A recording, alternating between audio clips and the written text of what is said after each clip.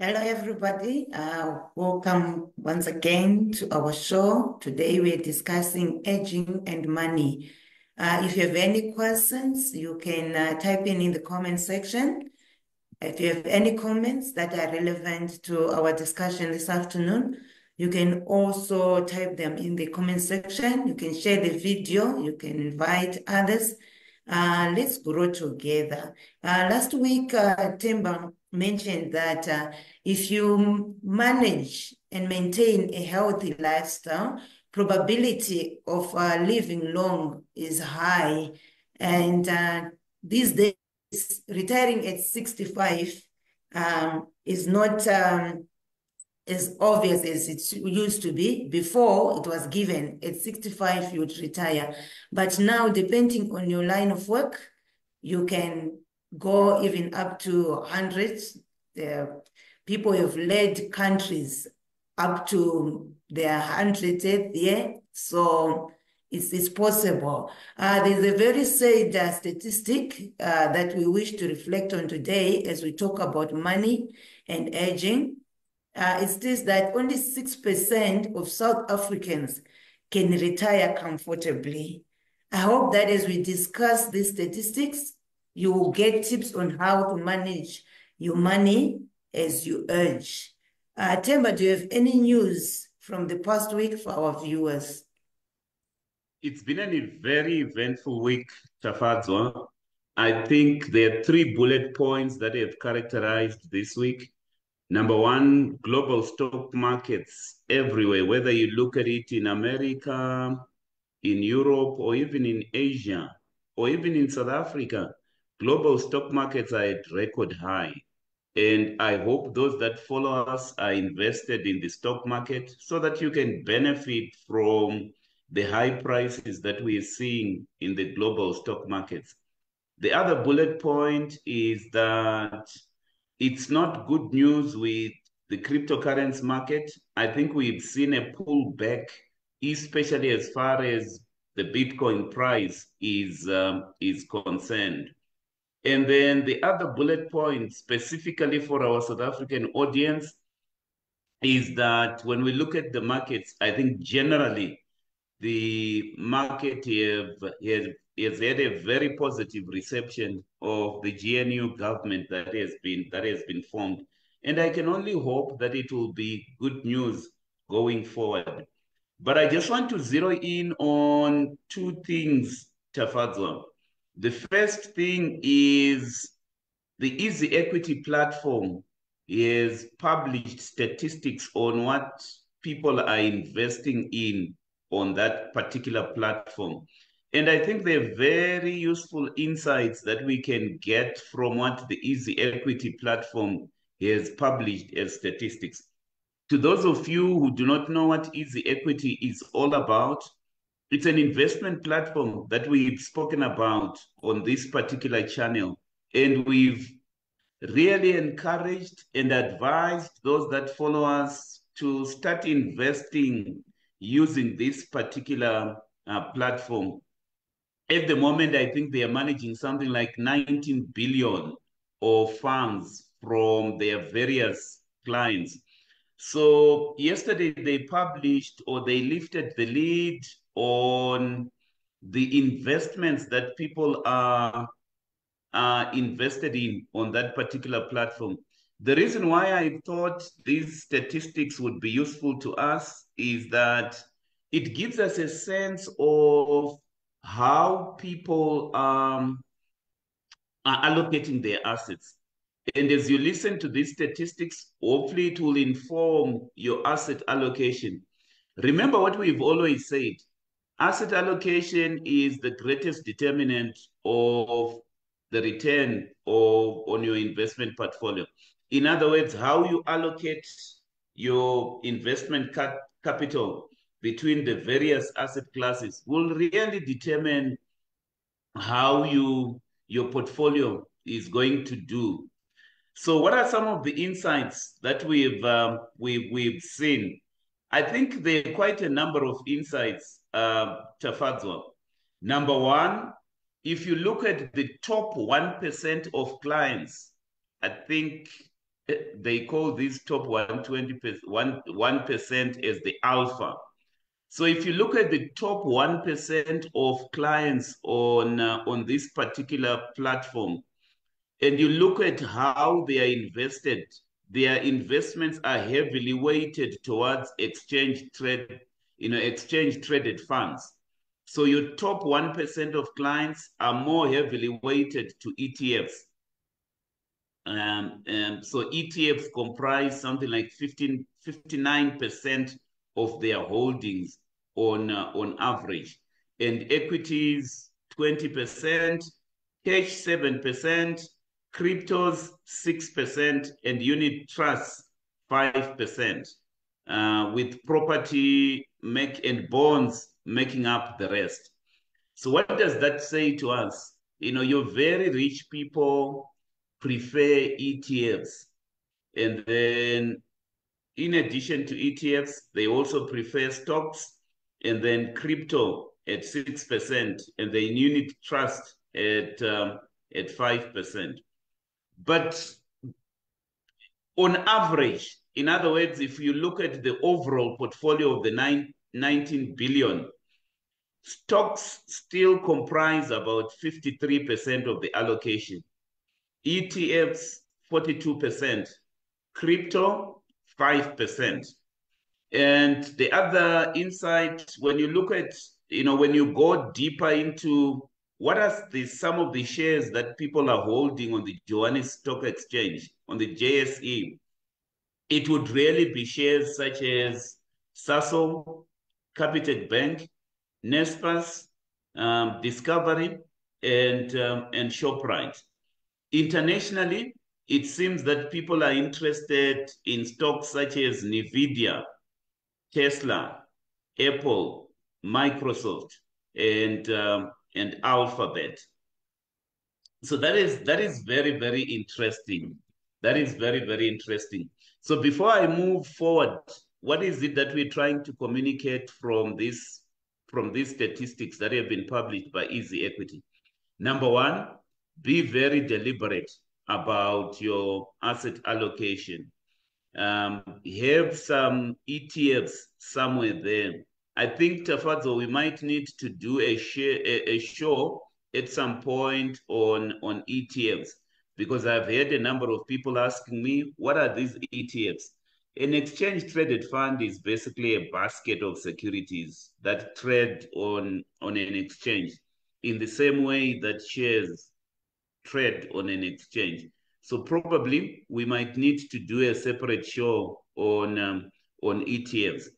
So it seems to me that your alphas, your very rich people do put most of their capital on ETFs. And then there is also a justification here.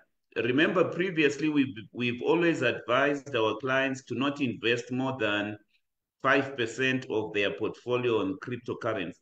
It seems that's sort of the guideline that we get from these statistics. Hopefully, that's very helpful to you to see where people are allocating their money on. The second thing that I want to touch on is the performance of Bitcoin. So in this particular week, in this week that we've come from, Bitcoin fell by as much as 8% to hit the lowest level since February. And I think it's really because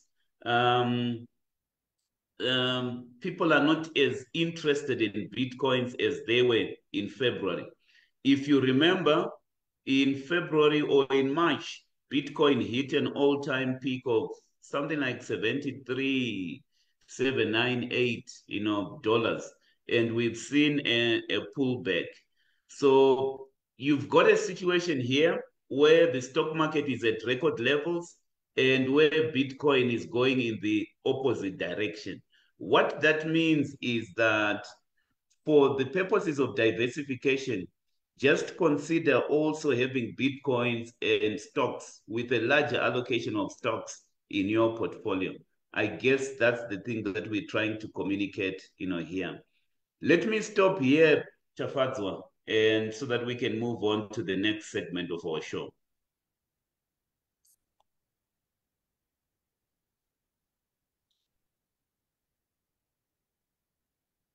Thank you for those insights, for the helpful information on what to invest in on the stock market. Our book of the week is The Longevity Imperative by Andrew J. Scott, a London Business School professor. What are some of the lessons that you've learned from this book, Tim? So before I talk about the lessons that I have learned, on our show, we always talk about reading books. I've benefited from reading books. You know, you keep your mind sharp. Today we'll be talking about longevity. You know, as you age, one of the things that you might want to do is to continually exercise your mind. I think it's a good thing to do. So in this particular week, I've been reading this book by the globally best-selling author. The guy is a professor. He's written 2 books so far, and he's an economist who specializes on the topic of longevity. The first book that he wrote was a book called The 100-Year Life. And so this is the second book that he has written. I think the book was only published in February 2004. The reality, Tafadzwa, is that we are living longer because of advances in technology, because of a number of things. You know, people are living, longer. One of the insights that I got from the book, which is not really surprising, is that if you are currently 20 years old, your chance of living to 90 years is actually increased from 3%, which it was in the 1930s, to 40%. So for a 20-year-old, there is a more than 40% chance that you will live well into your 80s and into your 90s, which is a very monumental shift over the time that we've lived in. So Professor Scott calls that, the second longevity revolution. From what he writes in the book, there are 3 major forces that are shaping economies these days. So obviously, we've spoken about the AI revolution. We've also spoken about climate change. And then the third force that is shaping the way economies are what they are at the moment is this longevity revolution. So people are indeed living longer. So that's the one insight that I got from the book. The second insight that I got from the book is that we mustn't have negativity around the topic of aging. You know, when you talk to most people and you discuss the issue of aging, it's normally presented in very negative terms. And even economists, they have spoken about the concept of aging as something that is very negative. You know, if you listen to what people say about aging, you would almost think that aging is a disease. But one of the things that the professor says in this book is that aging is not a disease. And in fact, we must actually be very, very excited about aging. So the issue is not about whether you will grow old or not. The issue is, as you grow old, you must make sure that you age very well. And that's what we'll be talking about here. We must enhance our quality, our vitality as we grow old. So after reading this book, I was very, very excited about growing old, because sometimes people are very, very fearful about growing old. You're always worried about, how will I look when I grow old? You know, maybe my capacity will diminish, maybe my health will diminish, maybe my mental capacity will diminish. There are so many fears that people have about aging. But I think one of the key messages that comes out of this book is that you mustn't really operate out of fear. You must obviously adjust your lifestyle and make sure that as you age, you you do so, very, very well, because there are opportunities that are there. The other thing that I benefited from this book is that probably society must have a rethink around retirement, because retirement is a concept that comes out of the Industrial Revolution, where people were perceived as machines. And because as you age, you are no longer able to do the things that you were able to do physically when you were younger. And therefore, at the age of 65, you are no longer useful to the industrial economy. And therefore, you retire. But if you think about the fact that people will be living to 90, if you think about the fact that there have been quite a lot of advances, even on the medical front, we must be excited about aging. And so we mustn't have this line in the sand which says at 65, I'm going to retire. Because if you manage your things very, very well, you might actually see that by the age of 65, you are very much able to do the things that an ordinary 40-year-old or even a 30-year-old would be doing, provided you take care of yourself. Tafadzo, there is a one billionaire that I follow very well. I will not mention the name of the American billionaire, but all I can say is that this is a magnate who runs newspapers and a media empire in America. And this person, I think, at the beginning of this year, at the age of 93 or thereabout, he is going into his seventh marriage and marrying. And I was wondering, how can that be? Only to realize that sometimes when you've got money, you always think that it's possible to do some of these things. When I look at some men in your 90s, you're already finished. And we can even talk about, Joe Biden at the age of, I think he's currently 80 or 81, going for his second term of the American presidency. Everyone is saying to him, you're an old man, please go home and rest. Because he did very well. He did very, very badly in the last debate. But he came out quite strongly yesterday in one of the interviews saying, look, I'm not old. I'm ready for the challenge. And I guess that's the mentality that we must have, Tafadzo, that we can even run for president at the age of 82. When I look at it locally in South Africa, Tafadzo, I think Jacob Zuma is around 82. And many people had actually written him off. And probably the greatest thing that came out of the last election in South Africa is how the man has resurrected himself to form a party which in less than 6 or 3 months actually gained a significant percentage of the votes. And if we've got such a positive mentality around aging, I think it would do us very, very well. You can do significant things in your 80s. You can do significant things in your 90s. And so aging should not be really viewed as a disease. Let me just say one more point around aging and money. There was something that I picked from one of the radio shows last month when people were being interviewed about one of their greatest fears of aging. And guess what came out of that radio show, Tafadzo? People were very fearful of running out of money as they age. Some of them were interested, were very positive about aging, but the greatest fear that came out of that, radio show is that people are very fearful of running out of money. So based on what we'll talk about today, hopefully you will not be fearful about running out of money. You will manage your affairs in such a way that you will have plenty of money by the time you graduate into the next life. And you will leave lots of wealth to the people that you love. So let me stop there, Tafadzo. But it seems to me that we are living at a very unique time in human history.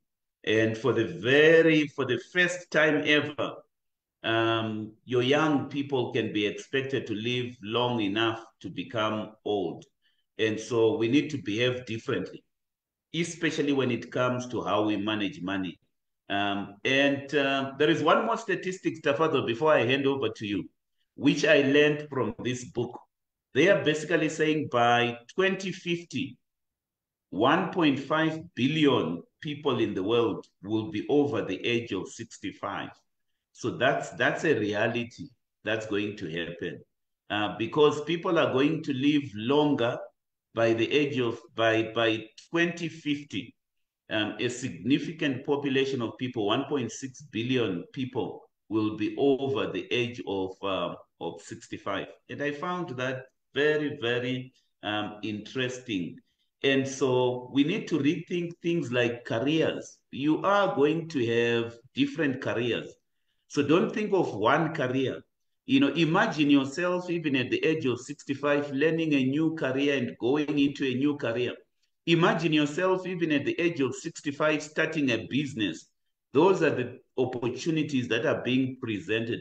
All you need to do is to have a mind that is flexible enough to learn new things. You need to manage your health. You need to live you need to rethink the way you are eating, the way you are conducting yourselves, so that you can take advantage of this societal shift that we are seeing at this time of history. Over to you, Tafazo. When you're talking about the billionaire who is married 7 times, I just I was just reminded of a conversation I had with this lady. She'd met one of the rich guys in South Africa, and she was so excited that she was eventually going to get married.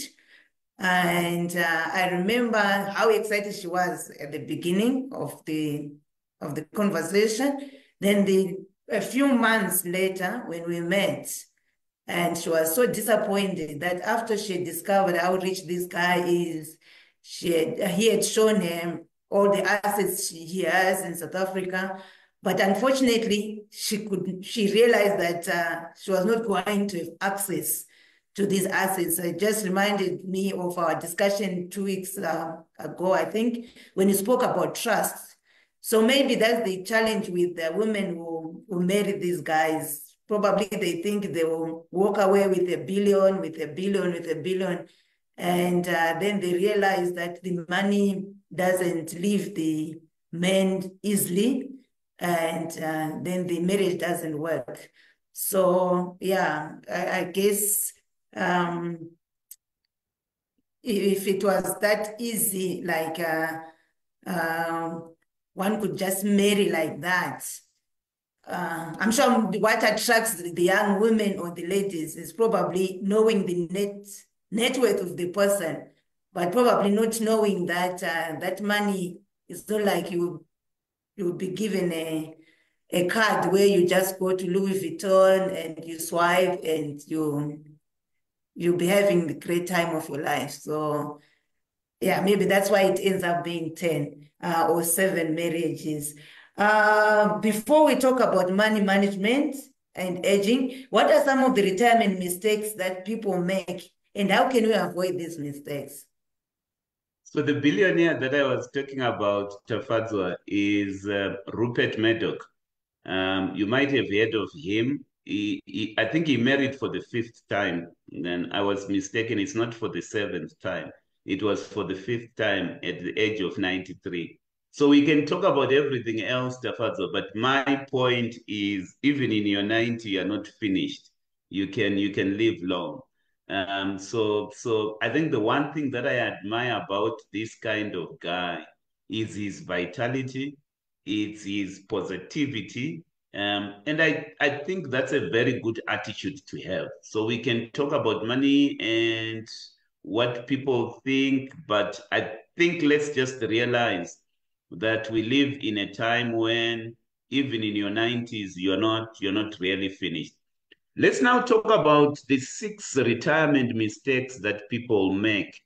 Earlier on, Tafi, you mentioned that only 6% of South Africans are able to retire retire comfortably.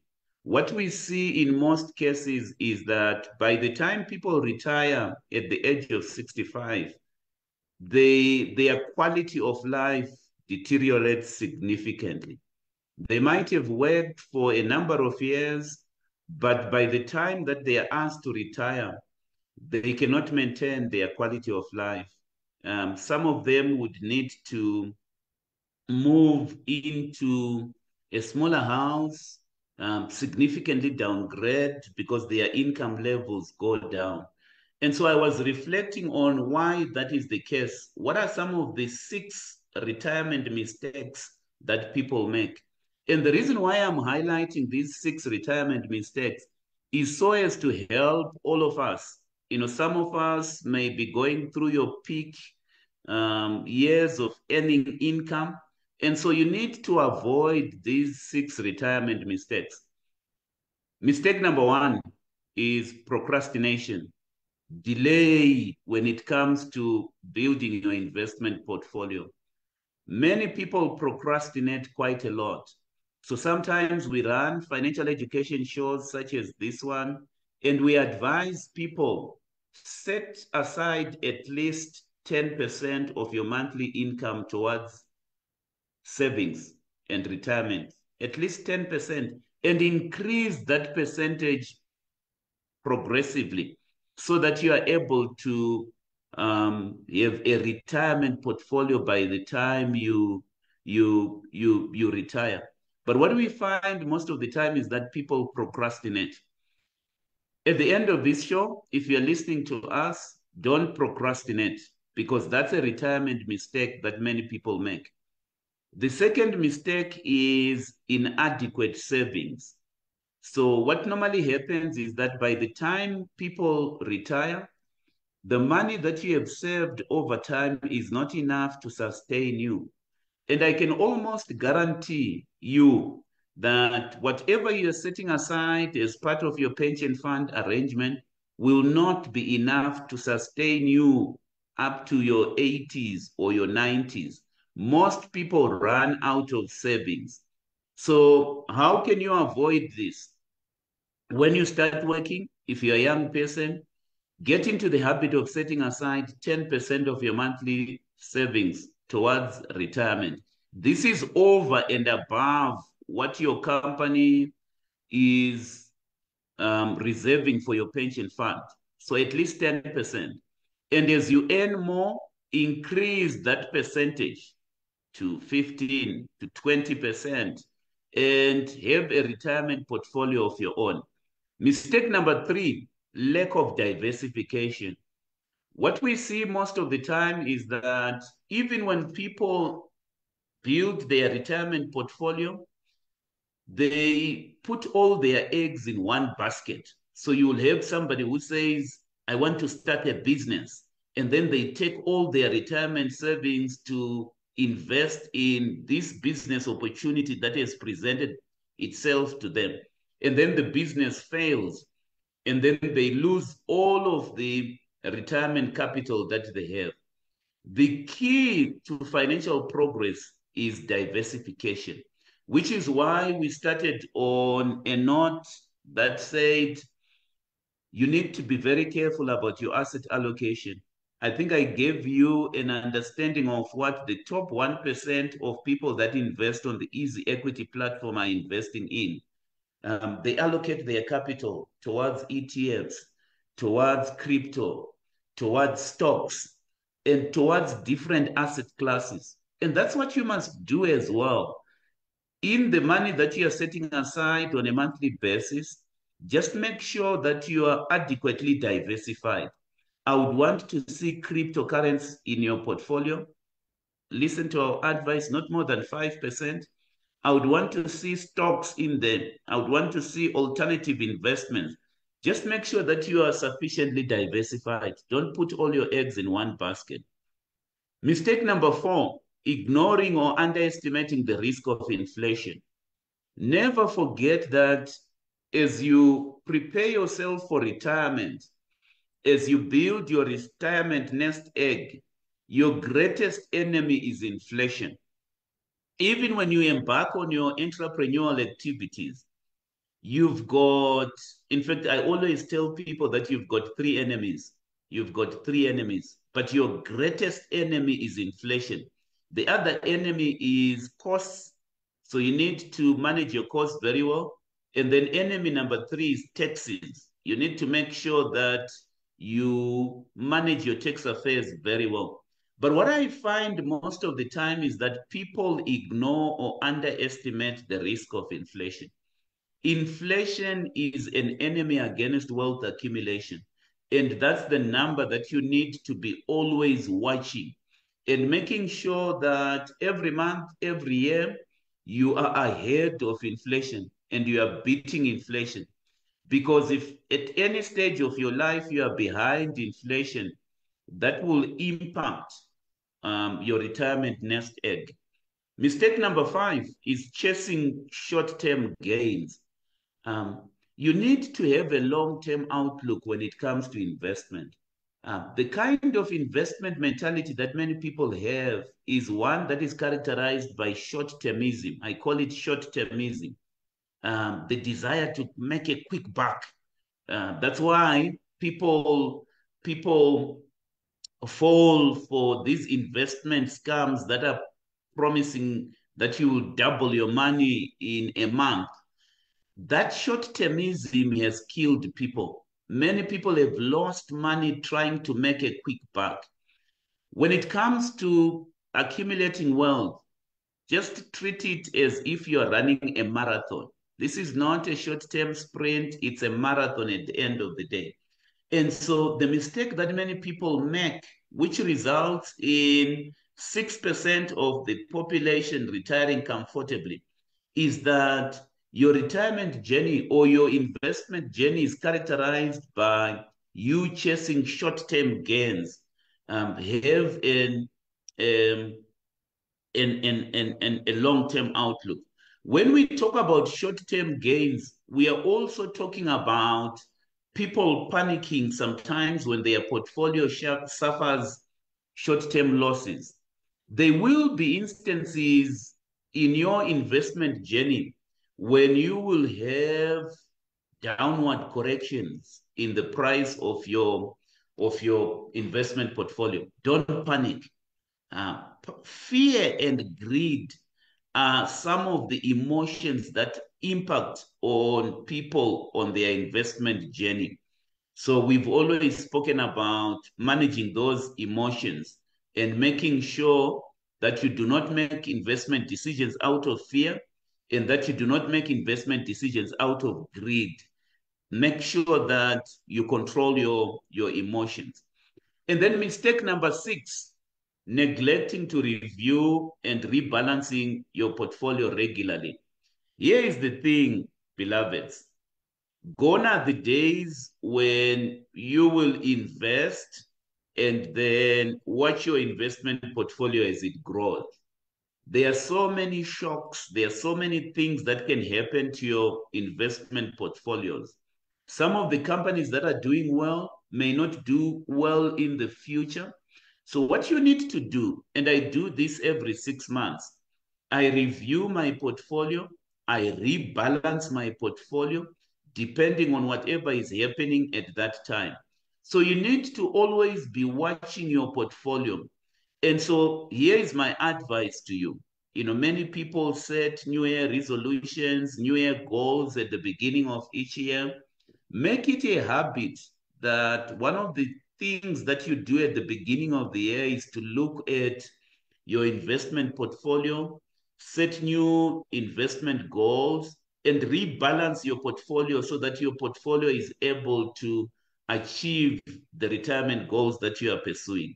So those are the mistakes that many people make, Tafadzwa, and which account for the reason why at the end of a working life, at the end of an income earning journey, only 6% of the people retire comfortably.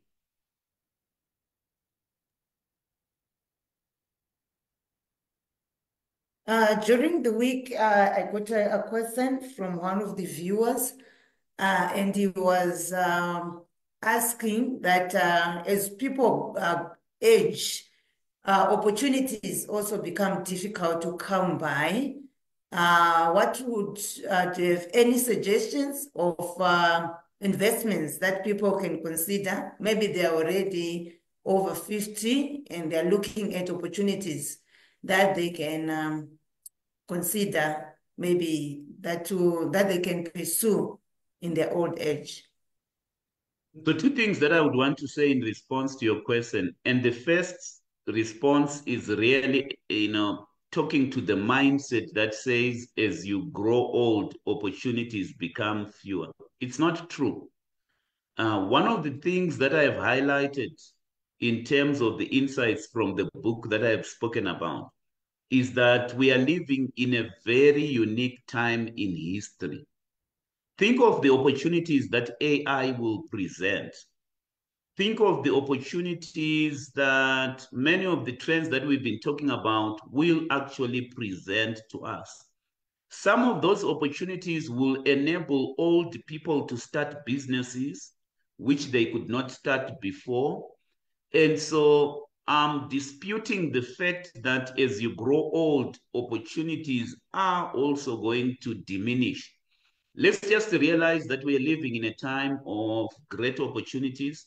We are living in a time of economic shifts, technological shifts, and even societal shifts as well.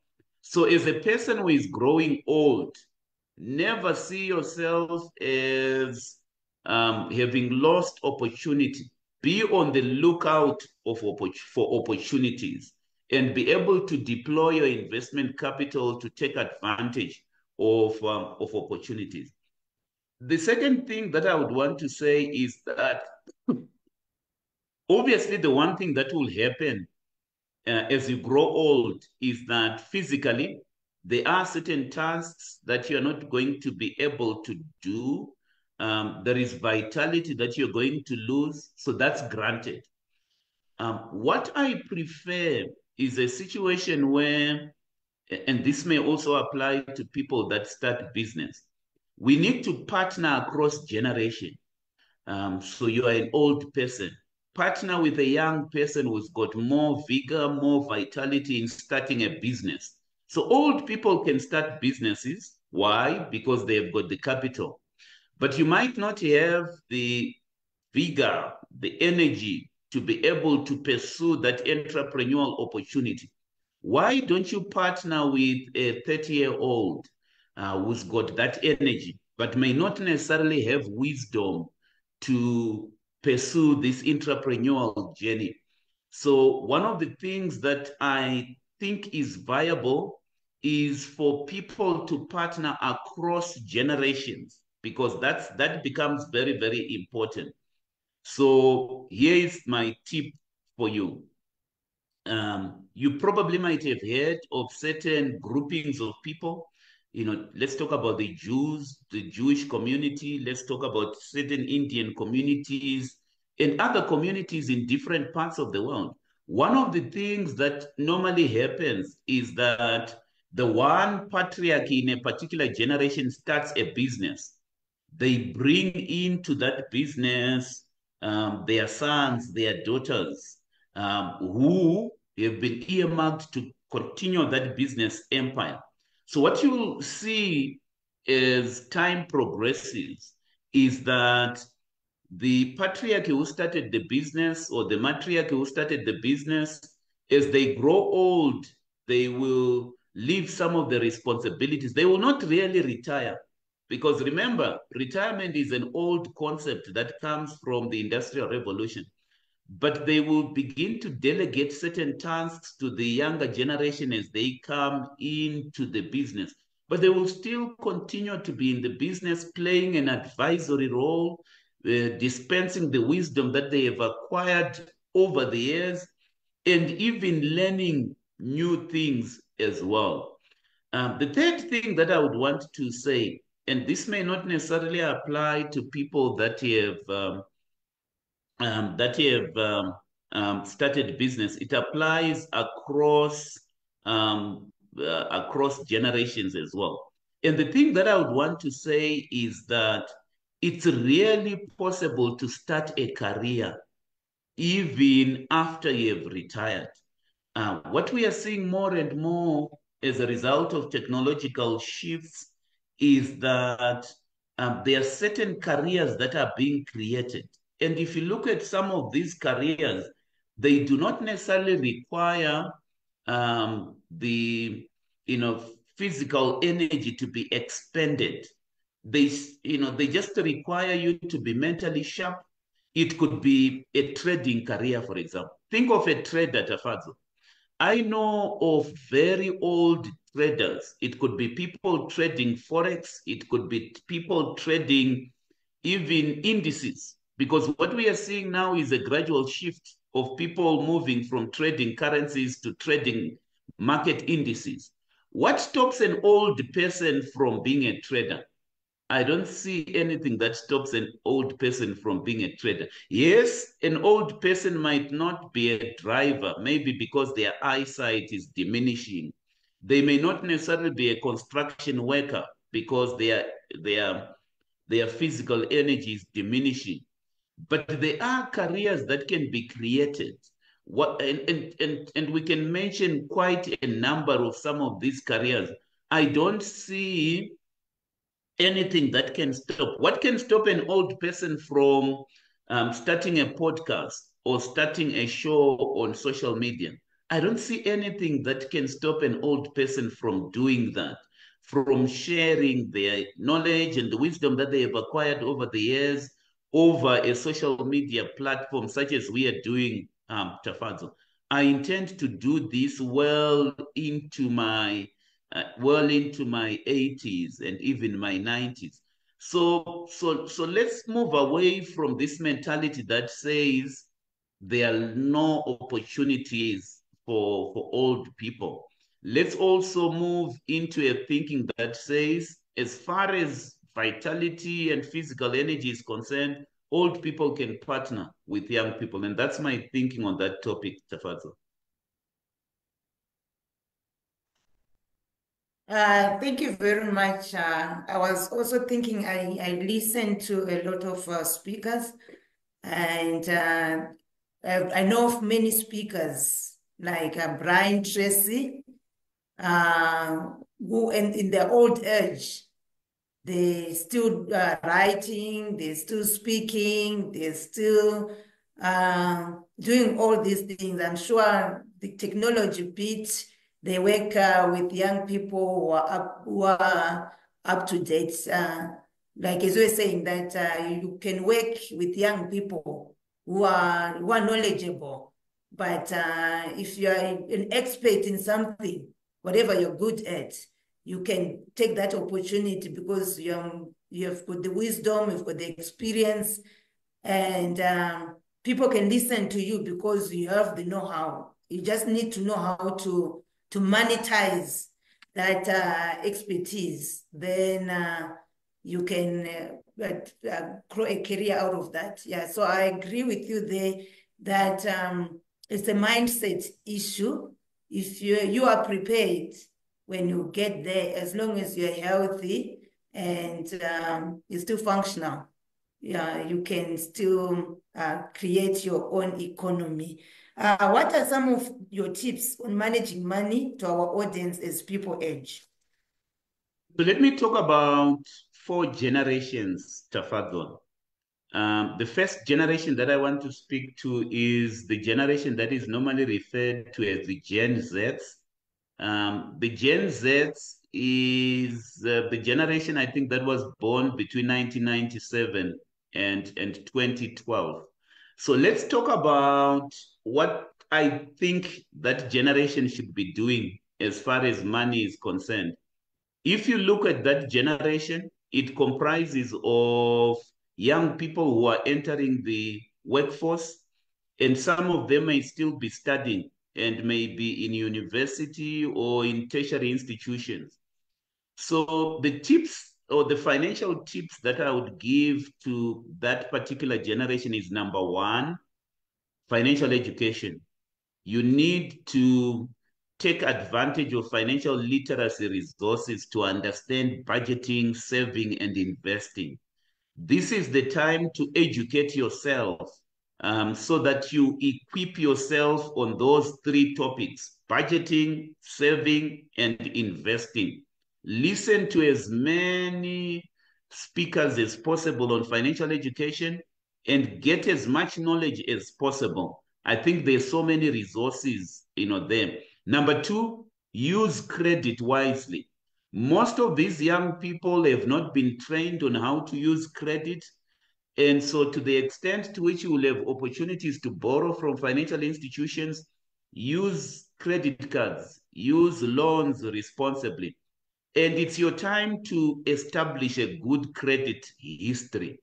So don't get into the habit of borrowing money and not paying. If you get a credit card, pay off the balance in full every month to avoid interest charges. Then, as one of the wisdoms, one of the wisest things that I got from some old men was that you need to think about retirement from the first time you get a job. So what I would want to say to your John Zets is that even when you are getting a job, start saving early. The earlier you start, the better. So even from the first time you get a regular income, begin saving. It could be opening a tax-free saving account. The other thing is network and seek mentors, mentors. So you need to be mentored so connect with financial mentors from a previous generation. Learn from experienced people so that you do not repeat the money management mistakes that they have made. Because at the end of the day, I think generations do not learn from each other. In my money management journey, I have made it a point to learn from the mistakes that older people who have gone before me have made. So one of the things that I'm saying on this show is that each generation can learn valuable lessons from the financial mistakes of the previous generation. Let's move on to the next generation, because we're talking about money management as we age. So the second generation that I would want to address are what are normally called the millennials. These are people probably who are currently between 28 and 43 years of age. So millennials are those people that are building careers, they are starting families, they are purchasing homes, and they are beginning to establish a solid financial financial foundation. So what are some of the tips that I would give? Number one, build an emergency fund. Look, I talk to so many people and I ask them the question, do you have an emergency fund? Guess what? They don't have an emergency fund. So when we talk about an emergency fund, we're talking about building a fund that is worth 3 to 6 months of your living expenses so that you can cover unexpected costs. Secondly, invest early. So start investing as soon as possible. When you are a millennium, I think you should begin to have an investment portfolio so that you can benefit from compound interest. I'm sure you've heard the wisdom that says it's not about timing the markets, it's about time in the market. So you need to take advantage of compound interest. Number three, create a budget to track your spending and saving goals. There are so many apps that banks are coming up with to help you on your saving journey. Number four, work with a financial advisor. So if you're a millennium, it's very important that you collaborate with a financial advisor so that you can begin to have a solid financial plan. Many people do not operate with a financial plan. I advise millennium to have a financial independence plan where they clearly articulate their financial goals and they begin to embark on achieving those financial goals.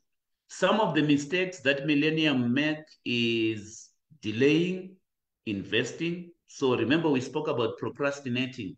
Many people procrastinate, and there are some millenniums that I see who are procrastinating, probably because of significant living expenses that they have acquired. My advice is that if you're a millennium, don't go big, don't acquire a big property. Because you've got access to credit, you get a big home, a big car. Big cars and big homes are things that are acquired debt-free by people who have made money. If you need a car and you're a millennium, buy a small car, minimize your expenses, begin to build a retirement portfolio, because that's very, very important. Don't make debt commitments. Then let's move on to the third generation, and this is Generation X. So Generation X refers to people that were born between 1965 and 1980.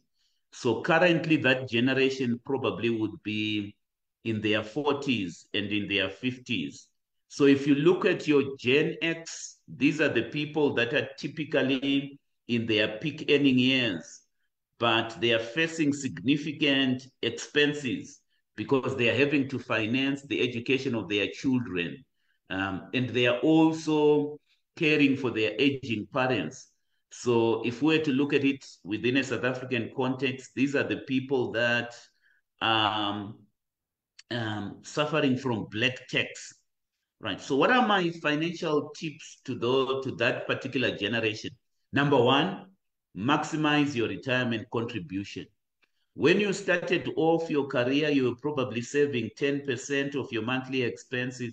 Now I would want you to max your retirement contribution.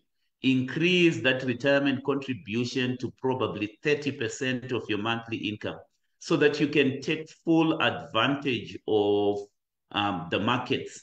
Probably then your financial status is stable.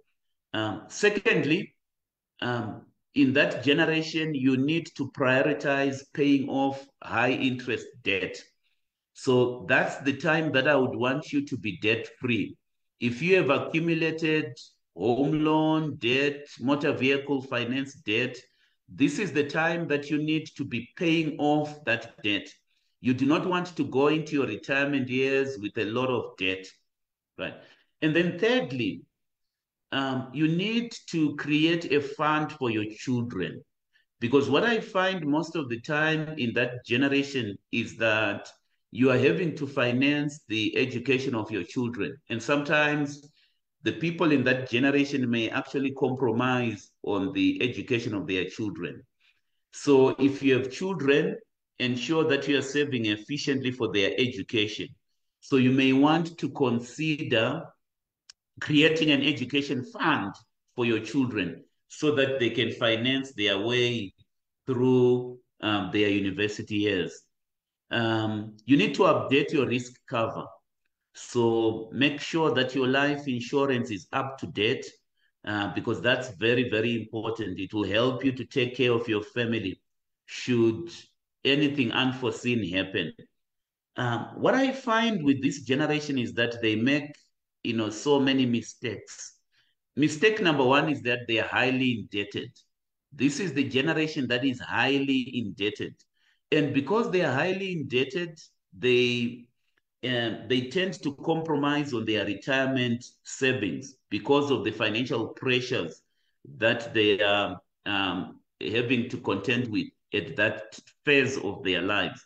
So if you're a Gen X, avoid that mistake by balancing your debt repayment with consistent retirement contribution. By that time, you should have built some consistency in your saving. The last generation that I would want to talk to are your baby boomers. So obviously your baby boomers are the people that are entering retirement. So these were people that were born between 1946 and 1964. So these are the people that are left with maybe 2 or 3 years to go into retirement. Some of them are already in retirement. So the focus of the baby boomer generation is to preserve wealth, is to ensure that you've got a steady income stream.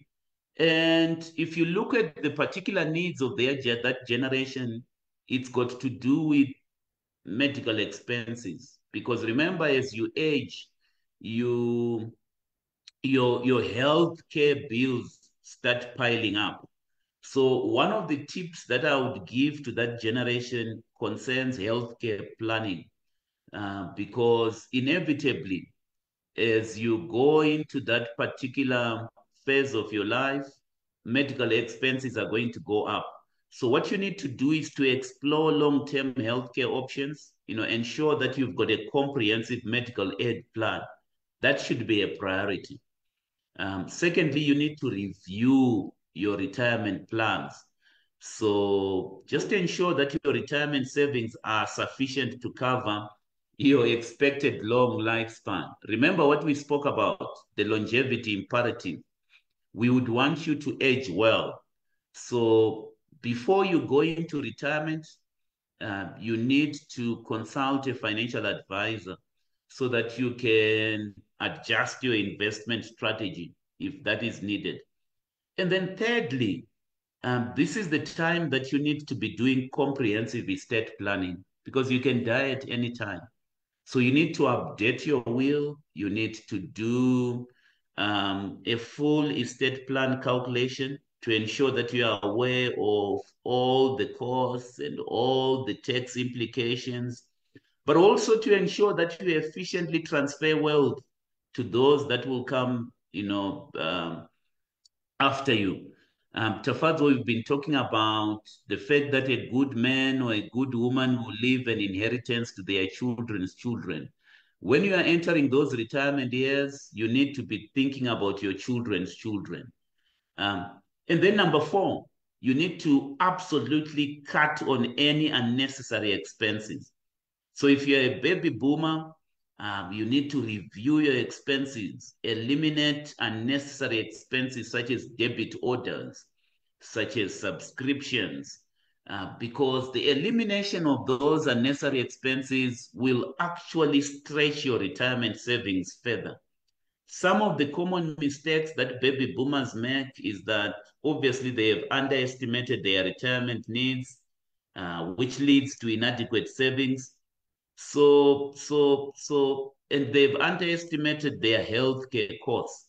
I think one of the things that is happening is that you cannot rely on your children to take care of you, which is something that has happened in generations that have gone past.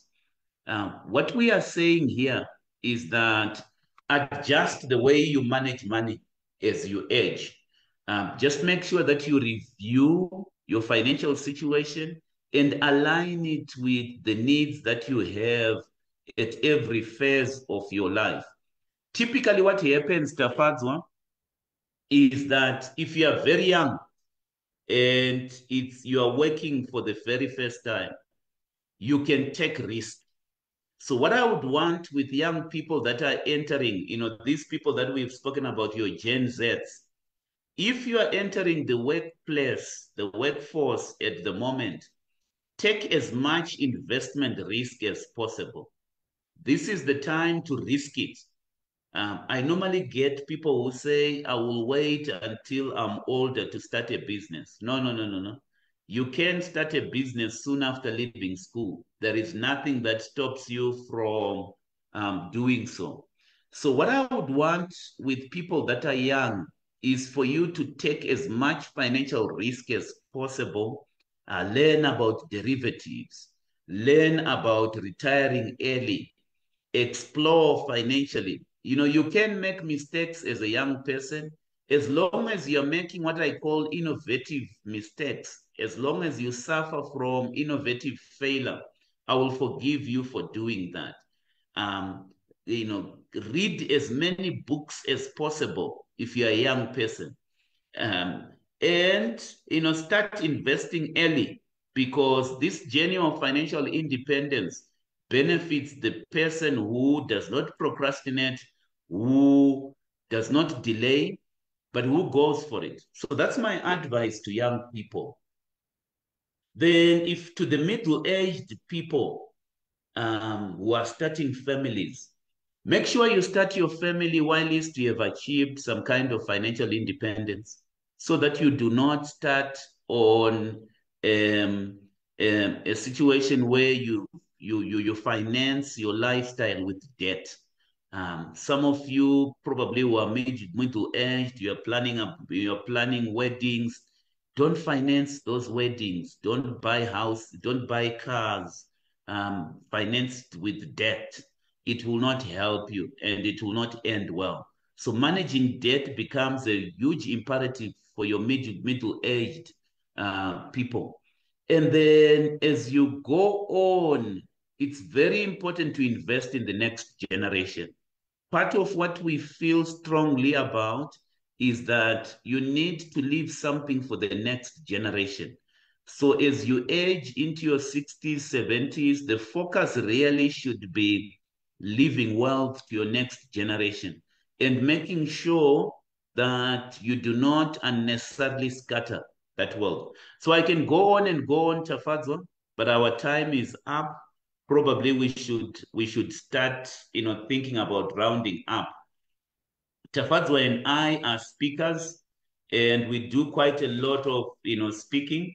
So if you would want to invite us to your organization, to your church even, we are very much welcome to do that. For example, next week on the 13th, I've been invited to speak at a church called Cornerstone Fellowship International, and I'm looking forward to speaking at their business forum. It's something that we do occasionally. So let me see if I've got the details here. Yes, I do have the details. This is a function that will be happening in Germiston. You can contact me through my LinkedIn platform to get more details, but it's something that is happening under the theme, Unleash Your Potential, Ignite Your Business Dream. It's an event that is taking place at 11 o'clock. So it's not only me that will be speaking there, there will be other speakers. Nedbank will be there talking about business financing. And so if you are in the Germiston area, why don't you join Pastor F and N Moyo, who are the pastors of Cornerstone Fellowship International? I think you can phone 084-660-0059 to get more details, or you can go to www.cfijohannesburg.co.za. So if you are in Johannesburg, why don't we meet and talk about igniting your potential and talk about how you can start your business with colleagues from Cornerstone Fellowship International. Over to you, Tafadzwa, to conclude this show. Thank you very much, Themba, and also for sharing about the business forum next week at Cornerstone Fellowship International. Tendai had mentioned, it commented, but I think he had addressed it. It says, what time frame can you give on a business venture? Because a business may show signs of failing, which might tempt you to abandon and start something else. Being at time will appear running out, and that can create panic and uneasiness. Thank you for that comment. We'll address it if it's something that has not been addressed already. But I think it has been addressed even on mindsets, habits of entrepreneurs, and also on some of our business opportunities. I don't know whether Themba has something to say, but generally speaking, Tafadzwa, small businesses, in other words, I think I read a statistic somewhere the probability of a business failing in the first 4 or 5 years is around 80%. So that's what the statistics are saying. So even as an old person, you start a business in your 60s, 70s, and by the way, it applies to every entrepreneurial journey. The probability of a business failing is very high, which is what I think Tendai is talking about. But what I see most of the time is that financial education and mentorship will actually help you to reduce the chances of failure. So I can't give specific time frames of a business failing. Here is what I would encourage to everyone who is listening to us. Don't be point number one, don't be negative or discouraged about aging. In fact, be excited about aging. Number two, we are living in a great time of opportunities.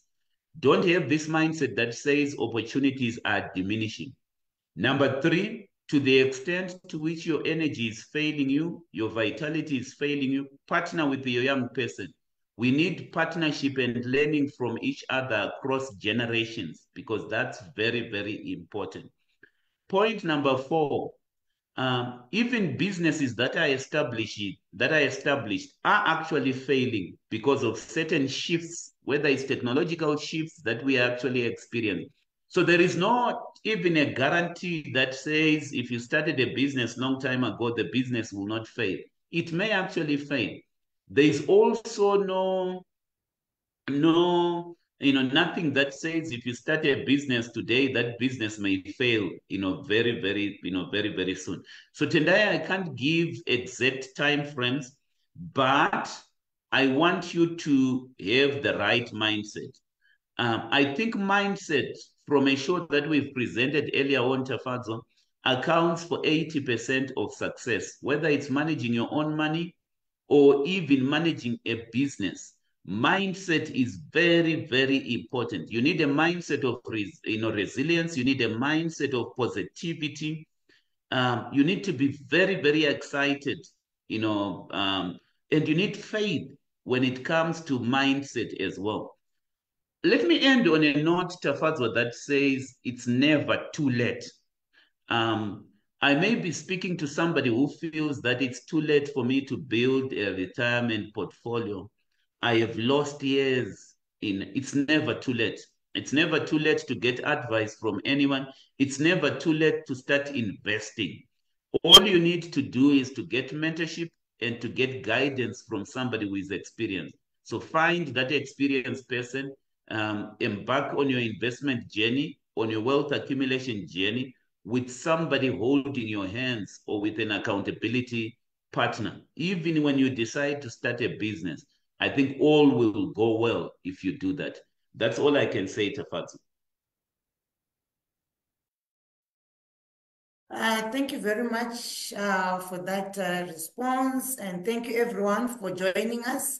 Thank you, Themba, for the show. We appreciate the contribution, and we also appreciate everyone who's taken time to join us this afternoon. If you want to contact us, you can write an email to Tafazwa at tafazwamasbukospeaks.co.za, and you can also subscribe to our YouTube channels, The Dream That Is Worth Fighting For, and manage your finances like a black belt.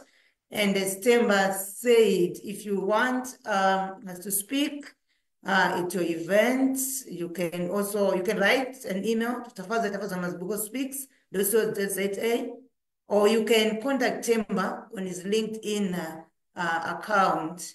It's Themba Masbuko. Let's grow together. Our dreams are worth fighting for. Thank you once again for joining us. Have a great week further. Cheers.